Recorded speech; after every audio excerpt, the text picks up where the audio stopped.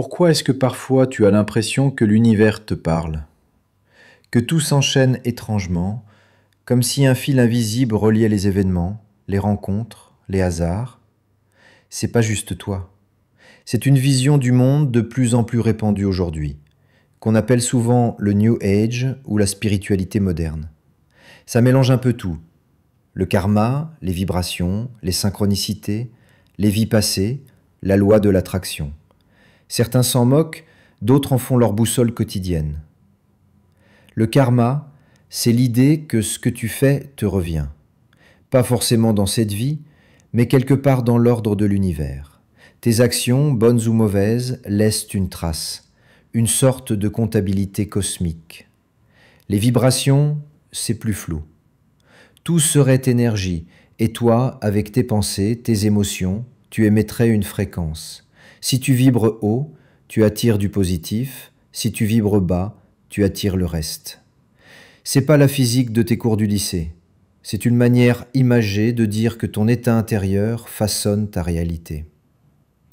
Et puis, il y a les synchronicités, un concept popularisé par Carl Jung. Ces coïncidences qui n'en sont peut-être pas.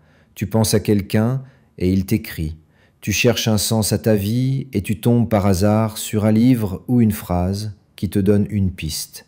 Est-ce que c'est le pur hasard ou bien un signe que quelque chose orchestre tout ça?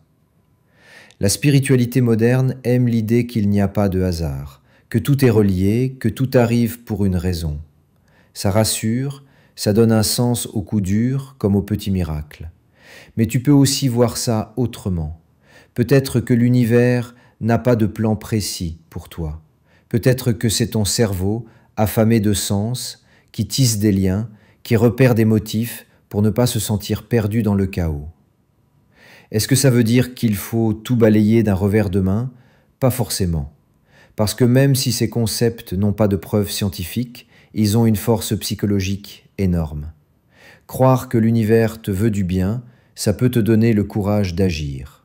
Imaginer que tes pensées influencent ta réalité, ça peut te pousser à cultiver des émotions plus légères, plus joyeuses.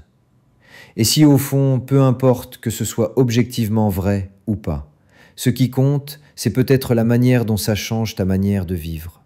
De te lever le matin avec plus d'espoir, de voir des petits miracles là où d'autres ne verraient que des coïncidences. Alors la prochaine fois qu'un hasard te surprendra, pose-toi juste la question, et si c'était un clin d'œil de l'univers ?